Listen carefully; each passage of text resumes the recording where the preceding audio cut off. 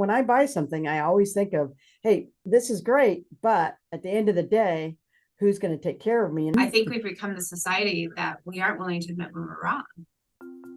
Welcome to the podcast, Keeping It Real, the Purpose-Driven Life with Laura and Lynn. Tune in for candid conversations, practical tips, inspiring stories, and actionable advice on navigating life and business. Probably the number one thing in business is your customer. And how do you keep your customer happy, satisfied? Because a happy customer comes back to you and wants to purchase from you again and again and again. An unhappy customer is not only doesn't want to come back and purchase from you, but they also want to talk about it. Talk. How do you keep your customers happy? How do you keep them excited for your company? They want to come back and buy from you. And what does it take? Number one thing that when you're starting out is to define what your values you want your company to be. So what kind of experience do you want people to experience when they come to your business? What is it positive? Do you want them to be informed? What is it that you want to create in your business so that customers have an idea of exactly what they can expect when they come to your business in terms of customer service? So starting out with one is, how about trained employees? There's nothing more frustrating than to say, can you help me? And they go, well, because they can't. They don't know the product, and they don't know how the service works. So number one thing is trained employees. The other thing is, what other things can you do to promote an authentic customer service experience? Is loyalty. Some form of loyalty programs are excellent for trying to create customers who love coming back, and something real thought out about customer service. So that's just a couple tips. Laura, what's your thought? Well, years ago, my business mentor, Ward Flynn, he wrote about having a authentic organization. In his words, he called it a truthful organization. Mm-hmm. And he emphasized that regardless of what your business was, you needed to come from the service perspective of a win-win partnership. So your customer or your client needed to be a partner with you. So it's really important to be thinking about, how can we ensure that this customer service partnership is a win-win? So we, as the business provider, we must promise what we can offer, and that needs to be truthful. They can't be exaggerated. We can't make things up. We have to be honest about it. And we have to make sure we're even delivering more than what we've promised. So here's an example. With a recent client, I was on contract to conduct one monthly session, one monthly seminar with this client and their organization. So there were a number of individuals on these webinar calls. And so the idea was I would offer one per month. Well, I knew with this organization that it would be impossible for them to get over 100 employees at the same webinar at the same time. So I decided to extend and offer an option. I had 2 times. Did I still capture everyone live? No, but I increased my chances of doing that by offering 2 sessions for the price of 1. It was more time for me, more effort, but that was what I knew that client needed in order to win, to have a win-win partnership, and for them to really feel like I was invested in the growth of their employees. And so I'm not saying that's what you have to do all the time. You might have a different case, a different scenario, but I knew that was something that I could honestly offer and feel good about it. Because I think that's also important, is that in a win-win partnership, you feel good about what you're offering. Another example is I oftentimes, because I'm in the service profession and my business is associated with coaching, that after a group webinar, I will offer follow-up correspondence and say, reach out to me as you're practicing these techniques, these strategies. Reach out with questions because I'm still here for you. Now, 99% of the time, no one will reach out because you've given them what they need in the webinar. But at the same time, it's important that they know they can. And how I found out that they knew they could was it actually showed up then in the survey results. So that's another thing with quality, authentic customer service is asking for feedback. So I always follow up my services with a feedback survey. That way I know what they've heard. I know what their perceptions are. So just a couple of different examples. So I have more to share, but I want to make sure I share my time with you, Lynn. Well, I like the idea about the survey. It does help to get, because otherwise sometimes you don't know what people are thinking in your head. So that way, by doing a survey, you actually reach out and say, hey, what would be best, what would help, what would not help. It made me think about, in particular, my first job that I had. They were the number one store in the United States. It was absolutely number one. And one of the things that they did constantly was have great customer service. And how they had great customer service is by making the customer right. So even if the customer would come back and say, hey, this isn't right, and you knew that they had ordered it wrong, and you knew it was really a customer issue, they would always honor that the customer was right. And they were the number one store because people knew that at the end of the day that the company would take care of them. So that's one example of just making the customer feel wanted, making them feel like they should come back and purchase again from them, and making them feel warm and fuzzy. Versus I bought something at a big box store, big box store. So I went to return it. And at the time, the return policy was 15 days. I came back on the 17th day. They said to me, nope, you're past the time. 15 days is all you get. Can I get a credit? Nope. 15 days is all you get. So essentially, you had 15 days to return this product to figure out if you wanted it or not. And if you didn't, you were essentially just out the money. I'm sure you handled that situation very calmly, very professionally. But I'm going to say that we all know that in our interactions with customers, that there are sometimes difficult, more challenging interactions that happen. So I think it's really important to know as a business what your boundaries are and what your values are. And so if you can handle those difficult conversations with empathy and professionalism, I think that's a really important attribute and will actually de-escalate any negative situations.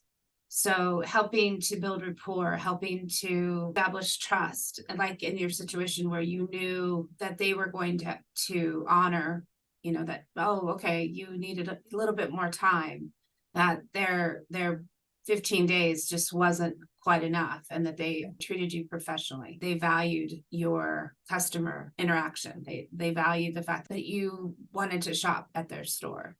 So I think it's really important that we also remain calm in those situations, but we actively listen to what the customer's concerns are, and that we follow up. I have another non-example of where in communicating in a situation where, once again, being really calm and saying, I have been waiting for a response from you for over a week and I haven't heard back. So right there, to me, I feel escalated as the customer. I feel like this is getting to be a tense situation because especially when the business said, oh, we will get back in touch with you, within the next couple of days. And then it's a week later, then my blood pressure goes up and I'm a little bit, I'm starting to be like, what kind of company is this? When too much time goes by, that's something that really grates on my loyalty to that particular company. It's fine if it's going to take longer to answer. I want to make sure that I've addressed, like if it's taking longer to get a solution, I'm going to at least reach out to the customer and let them know, say there's been a delay, but I'm going to make sure that I'm actively communicating with that customer to ensure that they know I have not forgotten them, that I'm not ignoring them, that their satisfaction is important to me. And yeah, sometimes there are delays. You know, we can learn from this from an airline company. Our loyalty to airlines might be based upon pricing, but it also might be based upon that customer service experience and whether or not, how quickly do they get back to us on delays. So you arrive at the airport and your flight's delayed, and then a little bit later you get another alert that your flight's delayed, but you still don't know why your flight's delayed. That's a tense situation where I know I've always appreciated when the gate agent will say, this is why it's delayed, hang tight, we're gonna, be with you as soon as possible, we'll keep providing updates. But it's almost like when anything out of our control gets in the way, that it's like it stops the communication, because they're like, oh no, I don't know how long it's going to take. I don't know how long this delay is going to be, or I don't know how long it's going to take to get this part in. And then that's where the problems begin, is that because we don't have the answers, we're sometimes afraid, and I'm speaking generally here, that as a business, we're afraid to give the bad news to the client, where we're actually, if we could just be honest with them and straightforward and say, hey, there's been a delay. We are working on this, and find some way to turn this back into a win-win. Maybe it is offering a discount. Maybe it is, some type of establish what is important to that client, because I'm really conscious of that. I'm really wanting to make sure they still know that we have their back. I think us, even as a customer ourselves, I mean, that's what I want to know. I want to know. And I do have a pattern of, if a business treats me well, that I will come back to them. I mean, that is my go-to thing. Even if I have to pay a little more money, I will actually pay a little more money just to go back to the company I know is going to take care of me. And I respect that they have intentionally set out the, hey, I want to make sure that you're happy. Right now, we're really not leaning towards the side of customer service.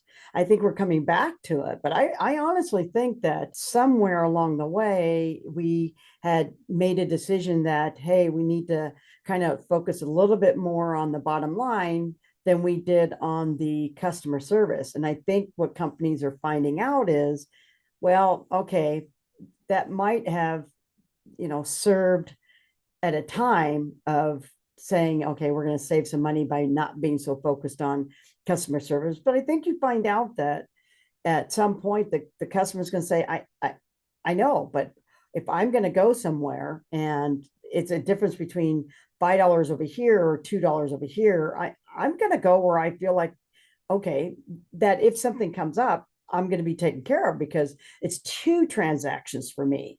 It's the purchasing transaction for me, and it's in case there's something wrong, there's that part of the transaction. And when I buy something, I always think of, hey, this is great, but at the end of the day, who's going to take care of me? And so you have to balance out what is obviously what to put in place financially that would be to identify who your company is for customer service, right? So you're going to start off at the top saying, okay, what kind of business am I going to create? And if I were the customer, what would I like to experience? And then you kind of go from there. From that point on, then you're going to figure out exactly what instruments need to be put in place in order to actually make that happen. Meaning that while we've got a lot of computers, you call up and nobody's answering. Are you actually going to want to answer? I think that's on its way back. I think that the answering the phone, even though we're getting computers, that can do a lot of talking here. And at the end of the day, though, people are going to want to feel satisfied when they purchase something, feel like they're taken care of, feel like they're a person, that they're not a number, and just feel a value to the business. And like you said, number one thing, win-win. I'm paying you money and you're giving me something in return. along with my happiness. Along those lines, you mentioned instruments, but I'm going to even take it a step farther and say your personnel. So do you have empowered employees working for you? So if you're really looking for that positive customer service experience, if your employees feel empowered, they will too be more engaged, they'll be more motivated, and they'll know the value of being committed to providing that excellent service. Because you, as the owner of your business, have spoken to them, you've communicated your values, but you've also made them feel valued. You recognize them as part of this customer service experience, and you let them know that yes, you know, a win-win is our priority, our customers are a priority, but you never want your employees to feel like they won't be supported in a situation where a customer might become difficult. They also need to know that you will support them, and that there might be a conversation and a debrief around the experience, but it's done in a way that's coaching. It's done in a coaching experience with questions and language that it doesn't make them feel wrong if the exchange with the customer didn't go the way that was intended. It's really important that everyone feels like they're valued in this scenario, that everyone's being respected. If you think about Coke, and that they had decided to change their formula, for them it was we're going to make this move, we're going to change our formula, and then realizing that people were just really upset about the change in formula, and they actually changed it, went ahead and made the shift back. So they actually listened, which, hey, we hear you, because no matter what people are going to share, whether they like that or they don't like that, especially now, I think people are more than willing to share nowadays, whether they like something or don't like something. So it's definitely out there. And then I think what you said, Laura, is that you be honest because there was a company that what they would do is if something went wrong, they wouldn't tell you. They would just say, hey, we can't do that. And they would make up excuses. And really, at some point, they just really need to be honest. You know what? We're having a problem with this. We can't get this. We can't do this, whatever it is. And tell them we're working on it as fast as we can. But at the end of the day, some things we just cannot do. I mean, you just have to come out and say, we cannot do this. We have to be willing to admit when we're wrong. Mhm. I think we've become the society that we aren't willing to admit when we're wrong. Treating your customer exactly how you would like to be treated. I mean, when it comes down to it, you want to be valued, they want to be valued, they want to purchase something and know that you have their back. And I mean, at the same time, you want their back as well, because you want them to not only purchase once, you want them to purchase over and over again.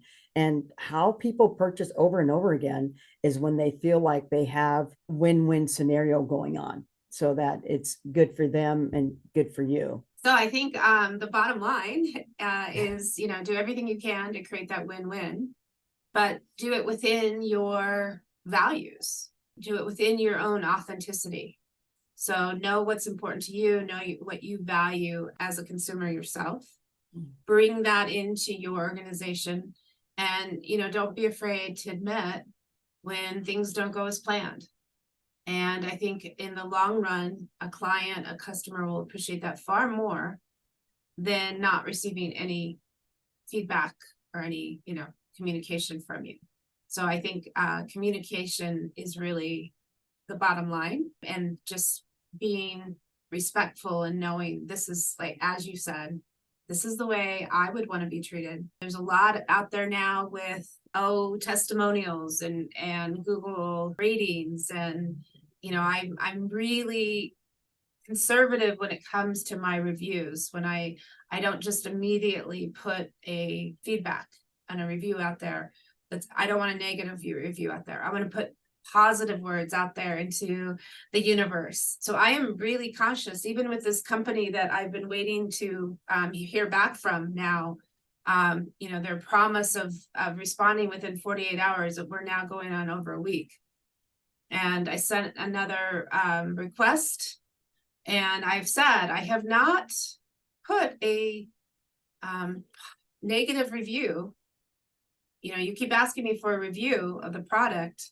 I haven't done that yet because I'm still giving you a chance to fix this. And I think we're really quick because we see things as anonymous now, or because they're online, or, anyone who looks at social media knows that, this faceless interaction that can sometimes go on has created a really negative feedback loop. I want to be able to put positive feedback.